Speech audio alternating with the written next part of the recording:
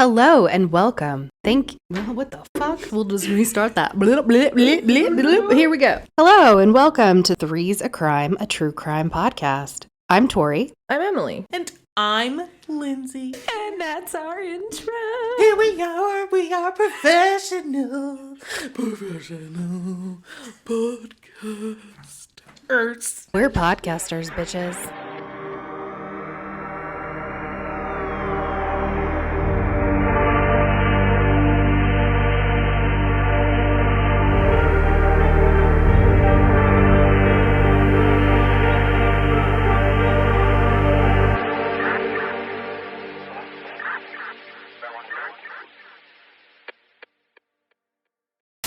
I sound good. The lipstick color's cute on you. Thanks. I found it in the closet. Beautiful. For news. So we have a TikTok now that we're actually putting content on. That's exciting. And we'll stick a little, I don't know, because Emily's learning how to do all kinds of shit. So she's like, yeah. And Emily gave us older gals, me especially, a tutorial on how to use TikTok. So hopefully you'll be seeing some TikToks coming from Lindsey and I as well. And also, we have talked about it before, but we have our Facebook community group, which has been super cool because with this Gabby Petito case, we're actually able to connect with you guys, and all of us have our theories and whatnot on there. And yeah. Brendan wanted me to make an announcement about the Vampire Bro Dogs episode in St. Germain. Apparently he's also a character in Castlevania. It's on Netflix. I am not into anime. Michael has tried to get me into shows, and it is just not my vibe. I think it depends. I like some, but it's not really my... Yeah, it just, some people, I don't know. Brendan it's just loves not my it. thing. So does Michael. He says it's gory as hell, too. There's so many, super titties and blood.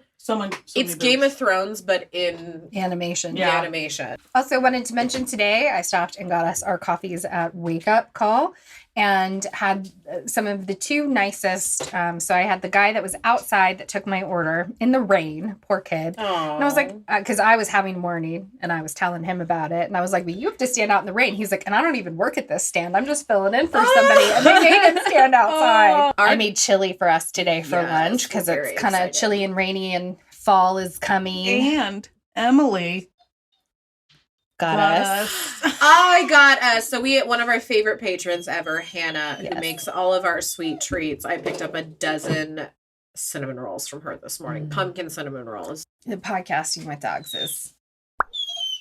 Goldie, get your bone. So today we're going to be talking about the Goodheart Murders. And this story was sent to me by my friend Ryan, who lives in Michigan. So today we're going to travel back in time to the peaceful... Yep, there you go. To the peaceful and sleepy community of Goodheart, which is located on the Lower Peninsula's northwest coast of Michigan, and how everything changed in the summer of 1968. She's rolling on that blanket, having a great time. Okay, so our story today is about the Robison family. Robitussin. Don't mess me up, because I had the hardest time. I wrote Robinson. Robison. It's Illis all over again. It is. Illis, Isles, who knows? Okay, so our story today is about the Robisons, a wealthy family of 6. Richard was 42, and his wife Shirley was 40. They had 4 children. Richie, 19, Gary, 16, Randy, 12, and then the baby and the only girl, Susan, was 7 years old. The they family just kept trying until they could have a girl. I think that's what my mom did. All right, so the family lived in the wealthy Detroit suburb of Lathrop Village. They also had a summer cottage just north of Goodheart, where they would go to escape the hustle and bustle of the metropolitan Detroit area. Richard was an advertising executive and published an art magazine called Impresario. Shirley was a stay-at-home mom, and Richie, the eldest son, was attending Eastern Michigan University. The other Robison children were said to be smart, excelled at school, and were very polite children. They were considered an upstanding family who regularly attended church and no known enemies. Now, like, so what if you don't attend church? That is always.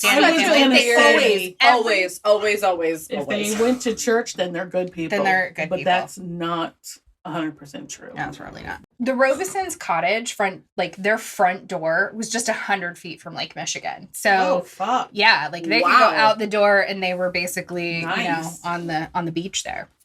In July of 1968, a neighbor who had been playing bridge with her friends called caretaker Chauncey Bliss regarding Chauncey. I know, what a name, right? Chauncey. Regarding a terrible smell coming from the Robison cottage. No one had seen them for several weeks, but they had been telling people around town that they were going to be going to Florida for a family vacation, which I'm like, they were literally having a vacation from their vacation home. Like, that's the level of wealthy these people were. Oh my God. Sign up on our Patreon. Let's get I need to be that wealthy. A vacation from my vacation house, okay? Yes, please. Yeah. So people just assumed that when they didn't see them, that they were off on that family vacation. Mm-hmm. There was also a note on the door that said, back on 7/10.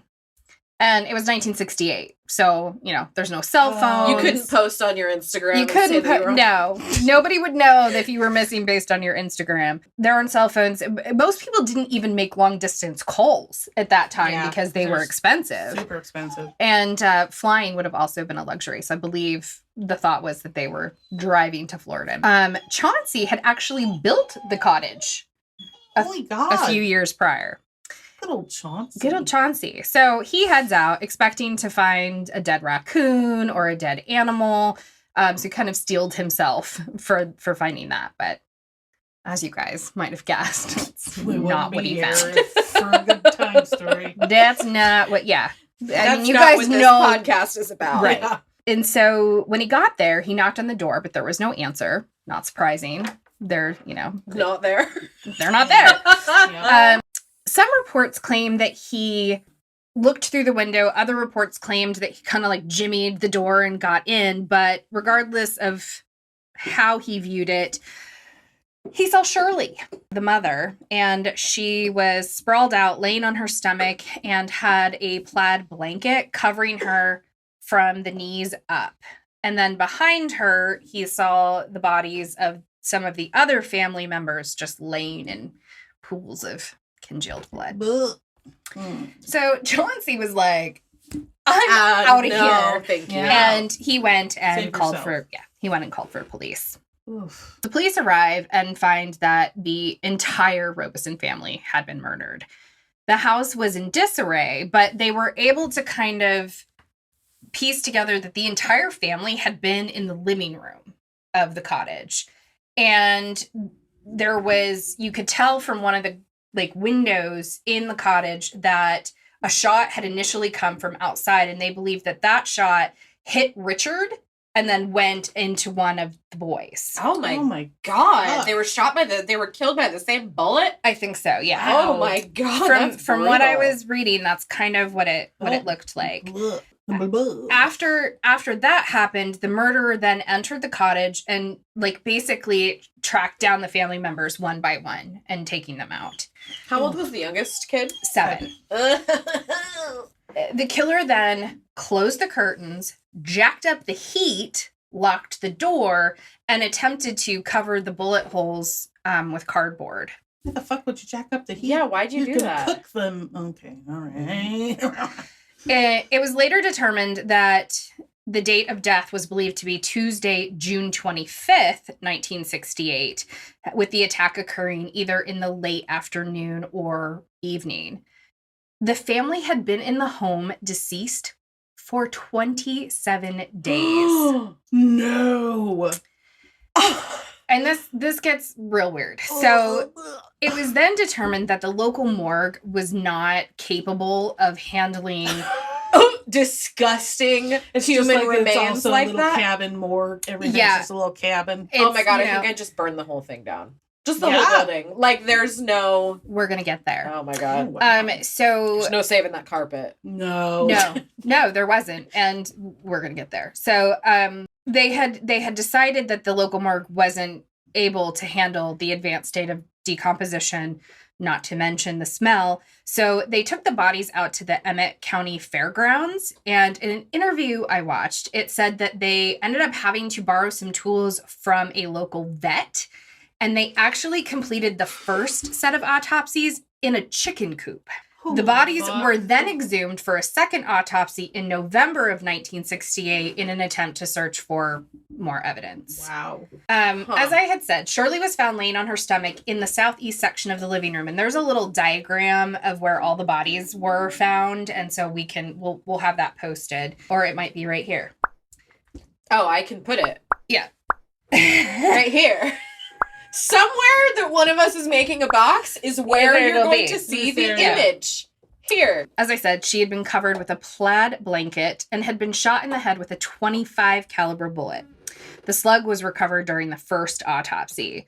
Shirley's body had been intentionally posed to look like she had been a victim of sexual assault, but I don't believe they found any actual evidence of that. Bloody footprints around her body led the police to believe that there had been only one attacker. Richard was found lying on the floor in the hallway, laying over the hot air vent. Ew. A .25 caliber slug was discovered during the first autopsy. He also had skull fractures indicative of blunt force trauma, most likely from a bloody hammer found at the scene. Yikes. A .22 caliber slug was located during the second autopsy. So this was the theory that he was shot in the chest with the .22 from outside through the window and then probably didn't kill him immediately and then was later shot in the head with the .25. Richie, the oldest son, he was the one that was at Eastern Michigan University, was found in the northwest bedroom, partially in the bedroom with his legs out into the hallway. So, like, he had, I think, been trying to run into the bedroom, and he had been shot in the head multiple times with a .25 caliber weapon. Gary, so he's the second oldest, was found lying on his back on the east wall of the northwest bedroom. The first autopsy showed that he had 2 gunshot wounds to the head from a .25. The second autopsy found a .22 slug and evidence that he'd been shot in the back. So I think he was the one that when it came from the outside went through Richard and into him, or went into him through Richard. I don't know. Then Randall, the youngest son, was found laying on top of his father. A rug had been placed from his shoulders down to his buttocks. They don't explain why. I'm thinking maybe remorse when they try to cover up the victim. Yeah, usually. Learned that from Criminal Minds.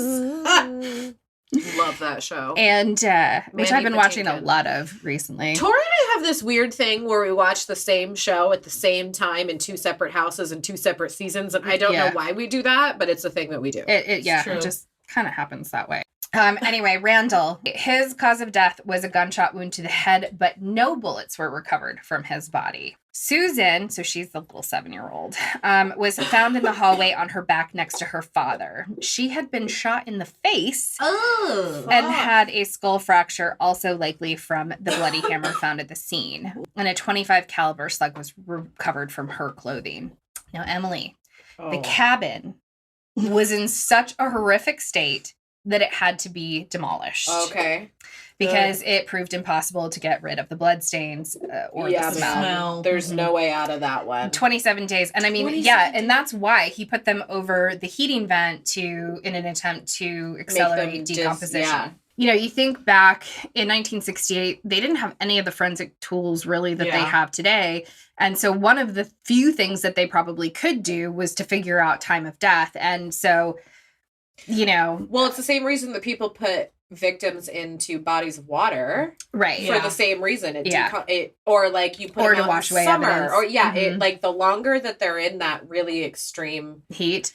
Initially, the police were at a total loss of what could have happened. The family was well liked, seriously, well known. Like they seemingly had no enemies. They went to church every Sunday, so they obviously never did anything shady. Right, ever. Exactly. They were nice and went to church. And, you know, the police are now kind of at a disadvantage because the bodies have been there for 27 days. And is there the even murderer has had 27 days to Like, my question is going to sound disrespectful, but it's not. But are they basically just goo by now? I was reading about how decomp works, like in a perfect environment versus hot versus cold. And there's, a certain amount of days and things like that before fingerprints aren't useful anymore and skin cells aren't useful anymore and things like that. So I don't know. I did not look into it. I will be completely honest, and I didn't want to know. The fact that they were the bodies were in such a state of decomposition that they could not do the autopsy in a morgue said to me,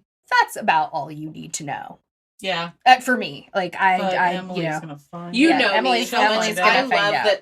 I don't love that they're goo, but I want to know at what point you turn into goo. 24 to 72 hours after death, the internal organs decompose. 3 to 5 days after death, the body starts to bloat and blood-containing foam leaks from the mouth and nose.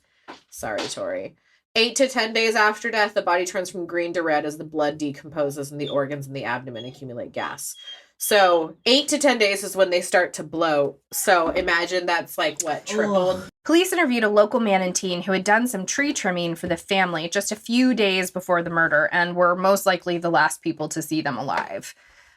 Some neighbors had claimed that they had heard raised voices, and then others were like, I thought I heard a rapid succession of gunshots, but they just figured that it was people on the beach shooting at seagulls. Fucking common thing? You just shooting at seagulls? I mean, first of all, seagulls are assholes. Yeah. They shit on people's heads. They steal your food. They can be very aggressive. And I used to live in a port city where they would start their fucking noise at like 4:00 in the morning. Okay, so police honed in on one person in particular, and his name was Joseph Scalaro III. Joseph was 30 years old and had been working for Richard's advertising agency since 1965, and he was listed as an assistant to the publisher.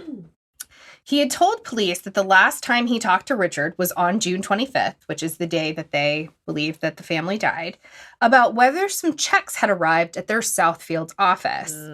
Police believed that Joseph had given himself a large pay raise and also a nice little bump to his expense account. He had also given some other employees raises as well, without Richard's knowledge or approval. Oh. He had been filling out larger than normal checks that Richard had pre-signed in the weeks before the murder. Police later discovered that on the day of the murder, the same day that Joseph admitted speaking to Richard about those checks, Richard had spoken with his banker and discovered that quite a bit of money was missing from his account. Richard then called his office, and according to one of his receptionists, Richard was not happy. Richard was like Tori this morning before coffee. After this call, Joseph left the office around 10:30 in the morning and was not seen again until he arrived home around 11 p.m.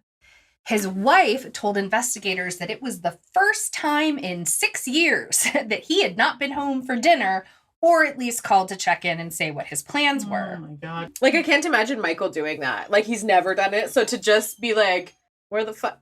Yeah.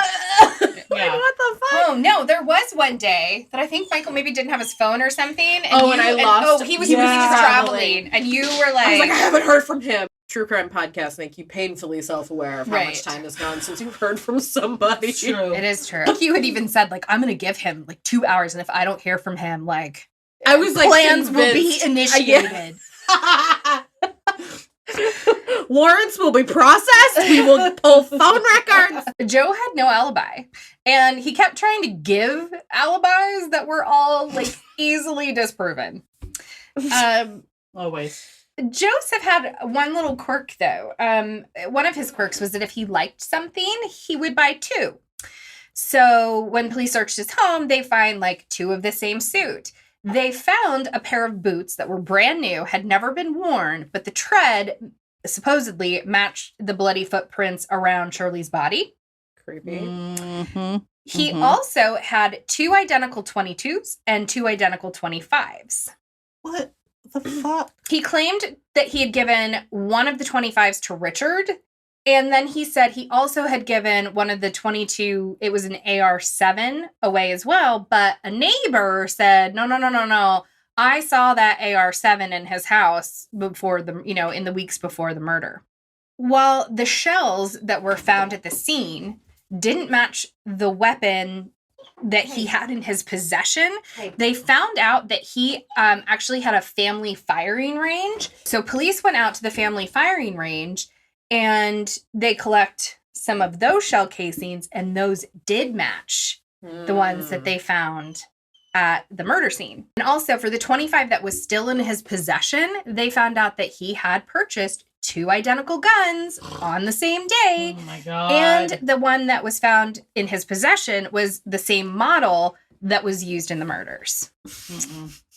Also, during the investigation, a forensic accountant found that more than $60,000, which I don't know how much that would be in 1968, but a lot. Significant. Yeah. Well, let me rephrase that. It was $60,000 in 1968. I don't know what that would be now, is what I should say. A lot. But it was missing from Richard's 2 combined accounts, and these were the 2 businesses that Joseph had been left in charge of. Police theorized that the last call between Richard and Joseph was Richard confronting Joseph about the stolen funds. And that at that point, Joseph likely panicked, drove out to Goodheart, and killed Richard, and then by extension, the entire family, because they were there, to avoid Richard being able to come out about Joseph's crimes. And the cottage was in a remote location, but Joseph had been there before, so he knew exactly how to get there. It's just, like, so fascinating to me that people are like... They think they're so I don't want to get caught, so I'm going to slaughter an entire family. I'm going to do something far worse than what I did. And they always... anyway. So many life sentences. Yeah, right. How many people you fucking killed? You could have just gone to jail for, 5 minutes for stealing the money. Yeah. Yeah. So Joseph was given a total of 3 polygraph tests. Unsurprisingly, he failed the first 2, and the second one came back inconclusive. I don't know. 60s, though. That's true. I keep forgetting. That shit was gold. Well, and I think, and in the 60s, too, think about the fact that it hadn't really been proven yet that polygraphs are relatively unreliable and can't be used in court. 80s and 90s. Yeah. They were, actually...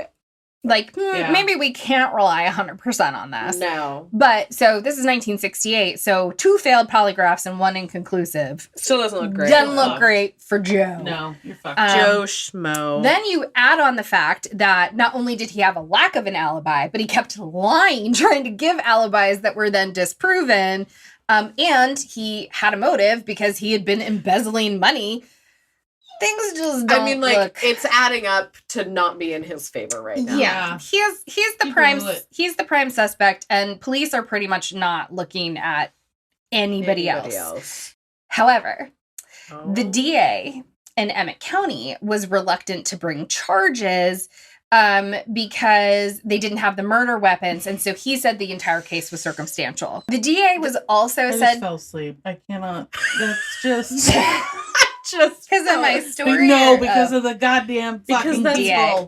Yeah, well, sorry. So the DA was said to be fiscally conservative. But the thought is he didn't want to bring a 6-count murder trial to court or incur the expense of what that trial would bring. Right. And so, especially on what he considered to be circumstantial evidence. Richard Wells, who is a retired high school teacher and historical researcher who spent many years investigating the case, said that they don't, quote, they didn't want to pay for the autopsies. They didn't want to pay for disinterment. We don't mind taking summer resorters' money, but we don't want to spend any money on them, end quote. Jesus fuck. Yeah. So that's harsh. Yeah. Yeah. So years began to pass, and it became clear that the DA in Emmett County, where the Robison murders had occurred, wasn't going to do anything with this. But the embezzlement and the Robisons' main home was in Oakland County. So in 1973, Oakland County prosecutor L. Brooks Patterson, which is just like That's a name. That's a name. That's a name. That's an author's name. That's a name. L. Brooks Patterson. Yeah. Told his longtime assistant, Ron Covalt, to get the files from Emmett County and then to go through it and let him know what he thought. What he thought was that Joseph Scalaro was guilty as hell. Yeah. And they were getting ready to charge Joseph with conspiracy to murder. But before they could, Joseph committed suicide. Oh, man. Of course he did. Some claim that he caught wind that he was about to be arrested, but others deny this claim, believing that no one in the police department would have leaked the info. That's what they always say when there's a leak. Yeah, Suspicious. exactly. I mean, what are they going to do? Be like, oh, shit, yeah, man, we know we got a leak in this Fucking department. Robert over there is just... So he probably did get wind. Yeah. Joseph had left a note on the door of his home for his mother, as well as a suicide note. On the door, he wrote, "Mother, don't you come in. I will already be dead. Please have someone else come in, and you call the police or whatever. Joe." In the suicide note, he denied killing the family. He said in part, "I am a liar, a cheat, and a phony." He then wrote a list of names of people he had swindled in multiple schemes, but specifically said, "I had nothing to do with the Robisons. I am a liar, but not a murderer. I am sick and scared. God, please forgive me." I'm a liar, but not a murderer. When you start out by saying I am a liar, it doesn't make me believe anything after that. Yeah, right. So with their main suspect now deceased, the case to this day remains open, and Joseph remains the prime suspect. Now, while most people are happy to accept that Joe Scalaro is the murderer, and I think we can all agree that the circumstantial evidence, even though it's circumstantial, is quite strong. Like barely circumstantial. Right. You know, circumstantial, that...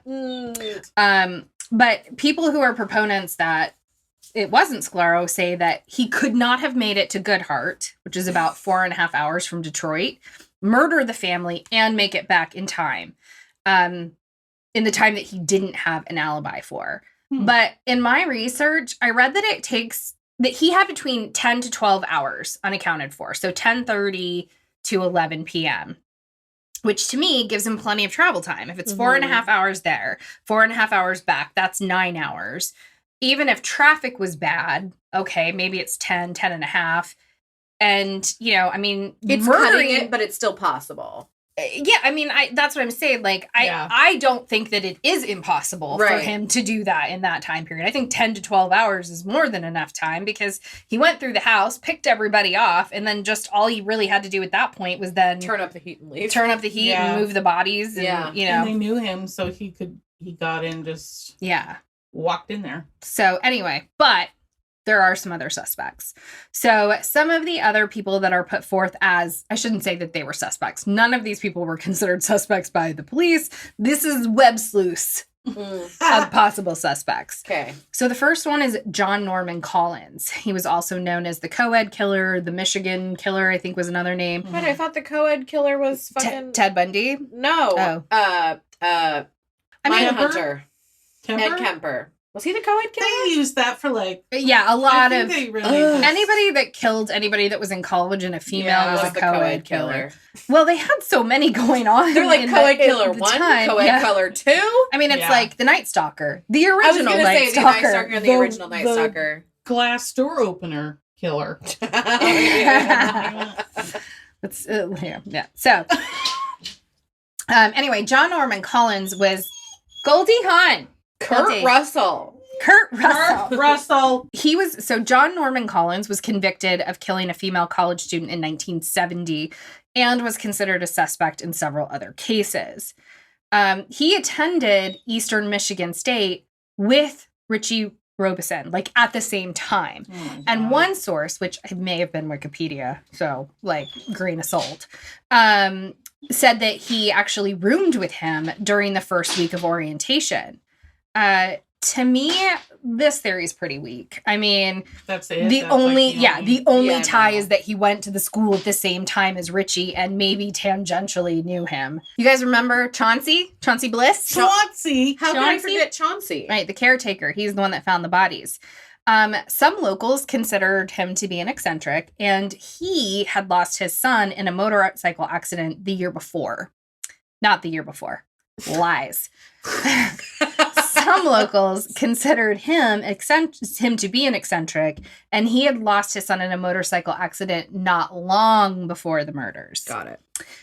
His son had been friends with the Robison boys, and the gossip mill theory around town was that Chauncey perhaps felt slighted by Richard in the way that he, like, maybe Richard didn't really acknowledge Chauncey's loss in a way that was acceptable to Chauncey. So he slaughtered his whole family of 6? Yeah, okay. I mean, that's the theory. I mean... Yeah, and it just, you don't murder an entire family because you feel snubbed. Yeah. I mean, maybe you do, but police never consider Chauncey to be a suspect. And, you know, you think that if it was anything to do with the loss of his son, that you know, like, I could see maybe claiming that Chauncey was maybe jealous of Richard and having all of these sons and missing his sons. Like, that theory would maybe be like, well, okay. But to say, like, he didn't acknowledge my grief enough, I don't think makes sense. Yeah. Some other kind of out there theories that I saw was that perhaps Richard had ties to the mafia. The mafia always gets blamed. It's always blamed. Whether they did it or not, the mafia gets blamed. On this the day of my daughter's wedding. Yeah. Is that the mafia? You've seen that goddamn movie? No, she hasn't. She just knows. I just know that line. On this, the day of my daughter's wedding. Did I do it okay? I mean, yeah, you're good. You're good. For never seeing the Tony movie. Soprano. Yeah, it was more Tony Soprano than Marlon Brando, yeah. but that's I don't all know right. who Marlon Brando is. Okay. We're gonna skip right past that. All right. So, some of the other things that I saw one video that listed one of the possible suspects as the Zodiac. God bless the Zodiac. Wow. Pretty sure. They're always blamed too, or it, or whatever the fuck. He, Zodiac who, was. they, them. The X-Man. It was the X-Man of New Orleans. Yeah, it was the X-Man. Jack the Ripper got in a time machine, jumped forward, found some weapons. Yeah, I mean, Bundy, and I'm not making a joke of those people that were murdered by those killers, but it's like, it's that outlandish. It's just like, they're trying to describe anything. Yeah. Which, and God then bless them for trying. Right. But. And then another one that was put out there was John List, which that's another story that we should cover. Family Annihilator, another term I learned from Criminal Minds. But the boys did one on him. And yes. he is... John List was he murdered his whole family. Spoiler alert. Yeah. But again, there's no, like, yes, John List murdered his entire family and the Robison entire family was murdered, but I couldn't find any other connection between John List and Richard Robison. So I don't know. Annihilators, there's one. Oh, Chris Watts. There's Chris Watts, we see you. Fucking haunted forever. Yeah, nasty. As we said before, we really hope that you are being haunted. Face dickhole bitch sack of fucking dumpster fire trash. I mean, I can't disagree with anything she said. Sad about it. I understand. Anyway, none of the alternate suspects or theories seem to be very viable. Yeah. I don't know. While the case does still remain open, most people accept that Joe Scalaro was the murderer. In 2018, Wiles, that retired history professor, and like, this guy has done extensive research. Like, he's retired, he has become an armchair detective. Like, he has gathered like everything. Like, his file is probably more complete than the police file. Wow. So he has done extensive research on this, and he is 100% sure that Joe Scalaro was the murderer. And so in 2018, Wiles, along with retired detectives who had actually worked this case, held a public forum to discuss the case because, you know, this was a big murder in a small community. Yeah. And even 50 years later, people will not let the story go. And so there's claims that the police botched the investigation, which is one that Wiles desperately wants to put that rumor to rest, that, you know, the police did everything, according to him, everything that they should have done. It was a failure by the DA to bring charges.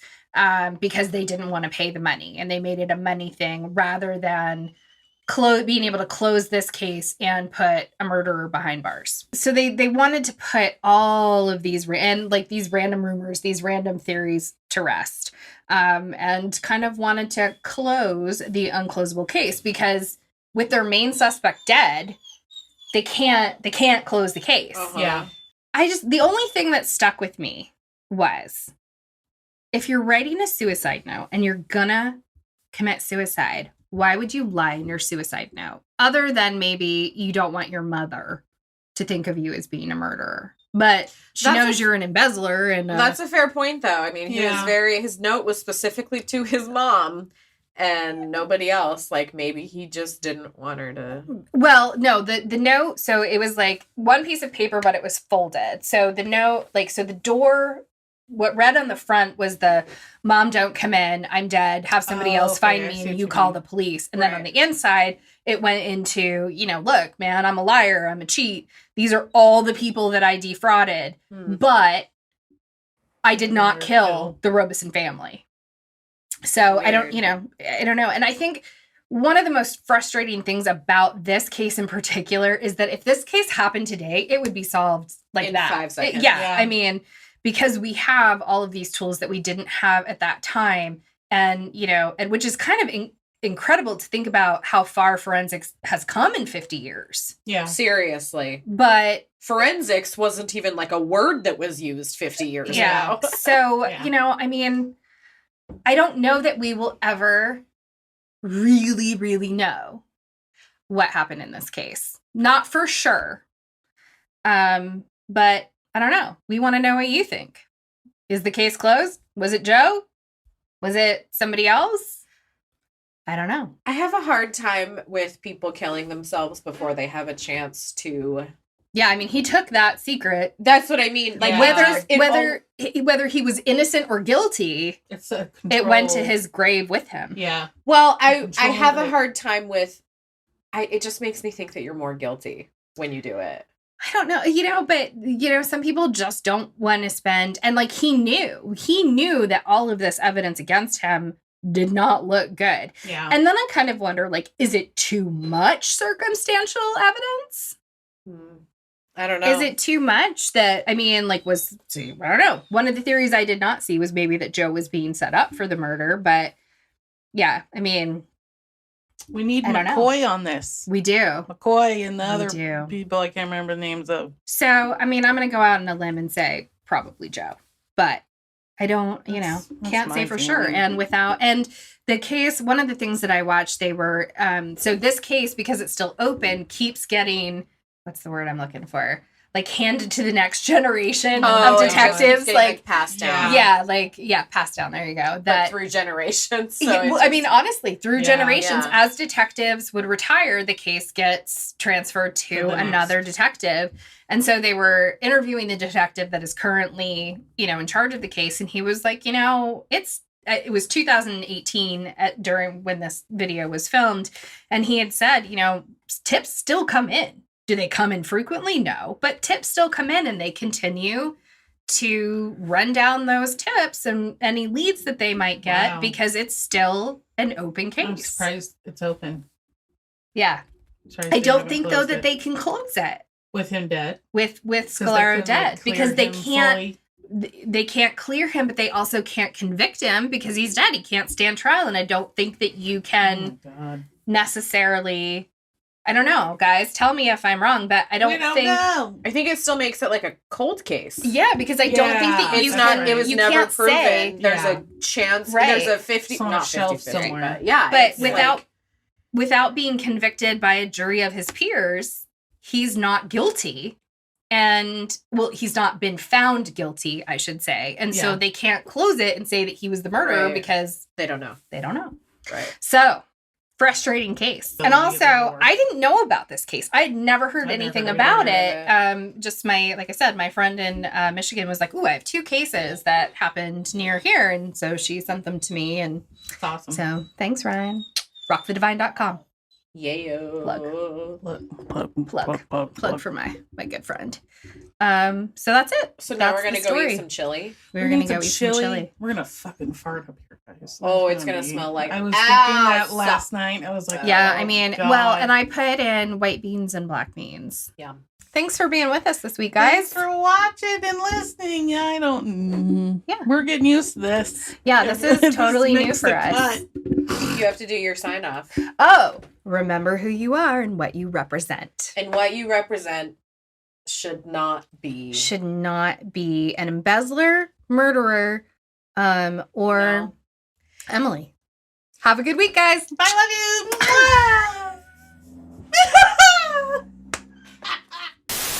And his wife Shirley was 40. Well, Goldie needs her mother.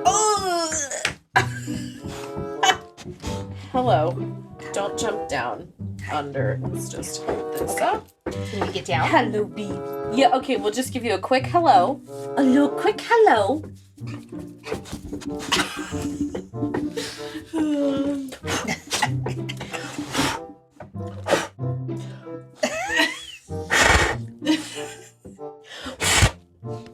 You smell like bacon. Thanks for listening to this week's episode. We put out new episodes every single Wednesday, and if you're impatient like me, be sure to become a Patreon where you can get your episodes early each week. For as little as $2 a month, you not only significantly support the production of this podcast, but you'll also get ad-free episodes in addition to them being early. Go to patreon.com/threesacrimepodcast. For pictures, videos, and links related to this episode, be sure to check out our Instagram at threesacrime. And for more information, go to threesacrime.com.